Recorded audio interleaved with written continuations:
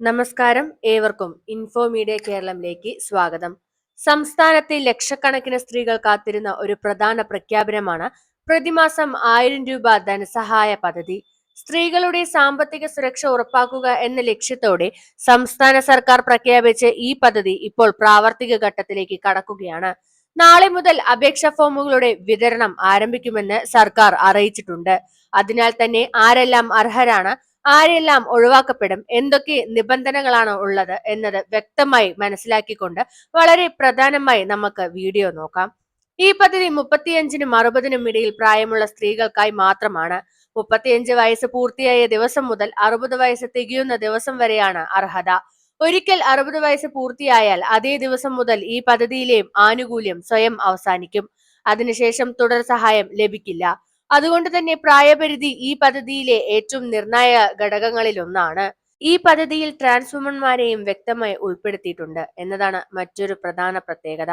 സാമൂഹികമായി പിന്നോക്കം നിൽക്കുന്ന എല്ലാ വിഭാഗങ്ങളിലെയും സ്ത്രീകൾക്ക് തുല്യ പരിഗണന നൽകുന്ന പദ്ധതിയാണിത്. എന്നാൽ എല്ലാ സ്ത്രീകൾക്കുമല്ല, നിശ്ചിത മാനദണ്ഡങ്ങൾ പാലിക്കുന്നവർക്ക് മാത്രമാണ് സഹായം ലഭിക്കുക. റേഷൻ കാർഡ് വിഭാഗം ഇവിടെ നിർണായകമാണ്. അന്ത്യോദയ അന്നയോജന വിഭാഗത്തിലെ AAY മഞ്ഞ റേഷൻ കാർഡ് ഉള്ളവരും മുൻഗണനാ വിഭാഗമായ PHH പിങ്ക് റേഷൻ കാർഡ് ഉള്ളവരുമായ സ്ത്രീകൾക്കാണ് അപേക്ഷിക്കാനാവുക. നീല റേഷൻ കാർഡോ വെള്ള റേഷൻ കാർഡോ ഉള്ളവർക്ക് ഈ പദ്ധതിയിൽ അപേക്ഷിക്കാൻ അർഹതയില്ല.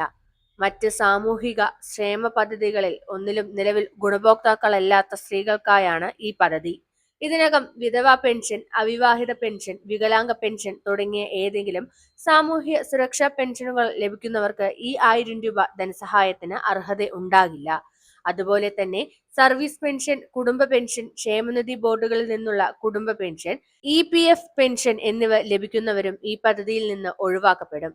സ്ഥിരമായ പെൻഷൻ വരുമാനമുള്ളവർക്ക് ഈ പദ്ധതി ബാധകമല്ല എന്നത് പ്രത്യേകം ഓർക്കണം. ഈ പദ്ധതിയുടെ മറ്റൊരു പ്രധാന നിബന്ധന സംസ്ഥാനത്ത് സ്ഥിരതാമസം ഉള്ളവർക്ക് മാത്രമാണ് ആനുകൂല്യം എന്നതാണ്.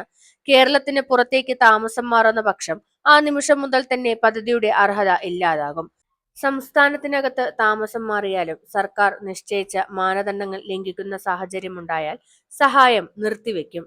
അതോടൊപ്പം കേന്ദ്ര സർക്കാർ അല്ലെങ്കിൽ സംസ്ഥാന സർക്കാർ സർവീസ്, കേന്ദ്ര സംസ്ഥാന സർക്കാർ ഉടമസ്ഥതയിലുള്ള സ്ഥാപനങ്ങൾ, വിവിധ പദ്ധതികൾ, സർവകലാശാലകൾ, സ്വയംഭരണ സ്ഥാപനങ്ങൾ, ഗ്രാന്റ് ഇൻ എയ്ഡ് സ്ഥാപനങ്ങൾ എന്നിവയിൽ സ്ഥിരം നിയമനമോ കരാർ നിയമനമോ ലഭിക്കുന്ന നിമിഷം മുതൽ ഈ പദ്ധതിയിലെ ആനുകൂല്യം അവസാനിക്കുന്നതാണ്. ഈ ധനസഹായം പാരമ്പര്യമായി കൈമാറുന്നതല്ല. ഗുണഭോക്താവ് മരിക്കുന്ന പക്ഷം പിന്നീട് അവകാശികൾക്ക് ഈ 1000 രൂപ തുടർന്നും ലഭിക്കില്ല. ഗുണഭോക്താവിനൊപ്പം തന്നെ പദ്ധതിയുടെ ആനുകൂല്യവും അവസാനിക്കും. റേഷൻ കാർഡ് വിഭാഗം മാറുന്നതും വലിയ പ്രാധാന്യമുള്ള കാര്യമാണ്.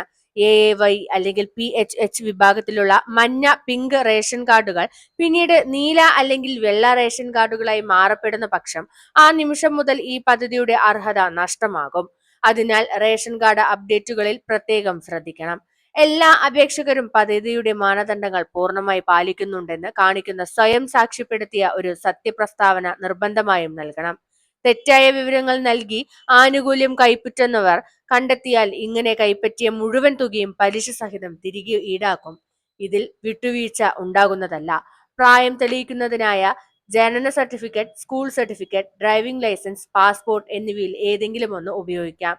ഈ രേഖകൾ ഒന്നും ലഭ്യമല്ലെങ്കിൽ മറ്റ് രേഖകൾ ഇല്ലെന്ന് വ്യക്തമാക്കുന്ന സ്വയം സാക്ഷ്യപ്പെടുത്തിയ അപേക്ഷയുടെ അടിസ്ഥാനത്തിൽ ഡോക്ടർ നൽകുന്ന സർട്ടിഫിക്കറ്റ് പ്രായം തെളിയിക്കുന്ന രേഖയായി സ്വീകരിക്കുക.